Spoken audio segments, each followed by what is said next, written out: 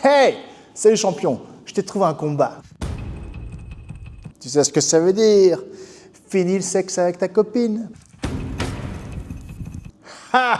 Je sais que t'as pas de copine, c'est pareil, finis de toucher solo mon pote. Ça, c'est ce que certains coachs te disent. Mais alors, est-ce que ça repose sur une vraie science ou est-ce que c'est juste un vieux mythe? D'ailleurs, toi, t'en penses quoi? Dis-moi direct en commentaire avant de voir la suite de la vidéo. Tout d'abord, voyons ce que les principaux concernés ont à dire. Et pas n'importe lesquels, les champions, ceux qui ont réussi. Alors, abstinence ou pas abstinence? Boom boom before fight, yes or no? No, never. So you got some sex anyway? Every fight. Oh, you still be getting it in? Every fight.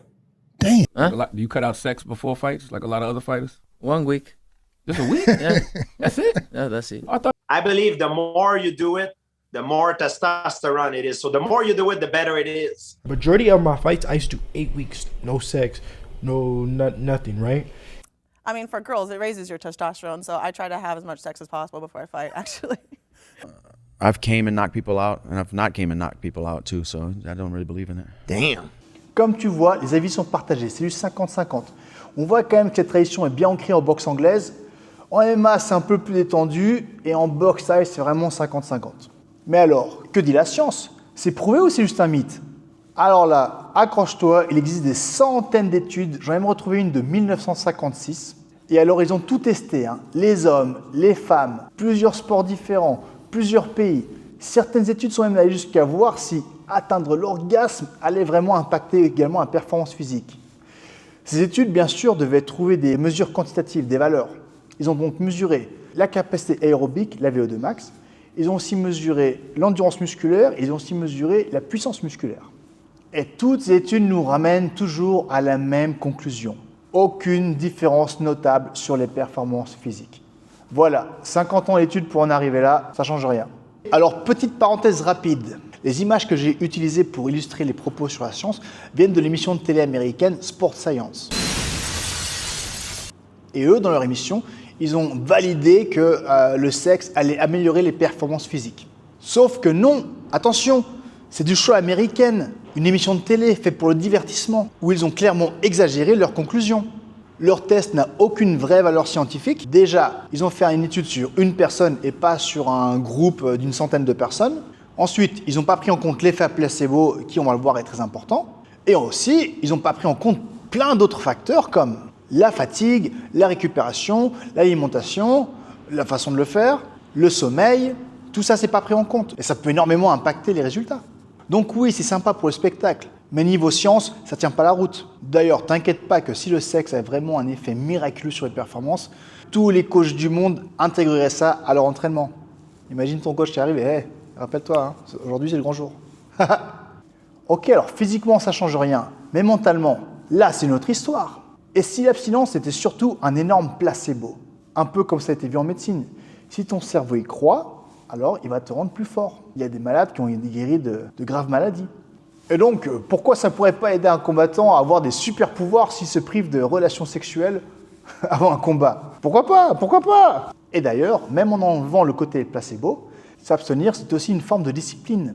Certains pensent que ça leur permet de canaliser leur énergie, d'être plus agressifs, d'être plus affamés sur le ring. Et franchement, ça peut se tenir. Si tu arrives à transformer cette frustration en motivation, alors c'est bénéfique. Bon, et moi dans tout ça? Allez, je te donne mon avis en tant qu'ancien champion de boxe thaï. Alors, perso, j'ai très vite compris que l'abstinence, c'était pas pour moi. Non, pas parce que je suis un obsédé, mais parce que ça ne collait pas avec ma vision du combat. Dès le départ, mes idoles, c'est des grands techniciens, comme Samar Payakaron, Danny Bill. Ces légendes-là, quand tu les vois monter sur le ring, ils sont tous sauf énervés. Ils sont tous sauf tendus, au contraire. Ils sont très sereins, très calmes, très posés. À mon avis, pour être performant dans un combat, il faut être technique, précis, détendu, réactif. Tiens, on va prendre la métaphore du pilote. Imagine que tu montes dans une Formule 1, mais ce n'est pas toi qui conduis. Alors, est-ce que tu aimerais que ton pilote arrive sur les nerfs, frustré, énervé, prêt à prendre tous les risques? Au contraire, est-ce que tu aimerais un pilote calme, posé, concentré, comme un chirurgien, les mains qui ne tremblent pas? Et pareil pour un chirurgien. Imagine tel patient. Tu aimerais que ton chirurgien arrive remonter à bloc ou zen, les mains stables, aucune erreur. Pour moi, le combat, c'est pareil. La clé pour gagner, c'est de pouvoir rester calme, de prendre les bonnes décisions sous pression. Et la pression que ce soit un adversaire qui est en train de te taper dessus, la pression d'une course de voiture ou la pression de ne pas tuer ton patient quand tu fais une opération chirurgicale, c'est le genre de pression dans lequel il faut réussir à rester calme. Donc, je ne m'interdisais pas de moments intimes avant un combat. Et évidemment, comme le dit si bien Terence Crawford, Only way to take your legs is when you out there being a porno star. You know what I mean? But if you just lay down and you be like, man, go on do your thing. tu ne peux pas faire des trucs de dingue. Tu ne peux pas soulever ta partenaire, donner toute ta VO2 max à fond en sprint. Tu ne peux pas faire des trucs de dingue, la tête à l'envers, soulever du lourd, faire des trucs de zinzin. Ça t'oublie, car sinon tu ne pourras pas récupérer physiquement avant ton combat. En conclusion, que retenir de tout ça? Les études le disent, l'un ou l'autre, il n'y a aucune preuve de l'impact sur les performances physiques. Donc ça va jouer à 100% au niveau mental. Maintenant, si tu crois que t'abstenir va te rendre plus fort, plus affamé, vas-y, fonce, c'est bénéfique. Sinon, si tu penses au contraire que pratiquer va t'aider à être plus performant, fonce, ça va être bénéfique pour toi. Au final, comme toujours, ne m'écoute pas, à toi de tester, trouve ce qui est bon pour toi. Et puis bref, dans tous les cas, sur ring ou ailleurs, l'important, c'est de ne pas finir trop vite.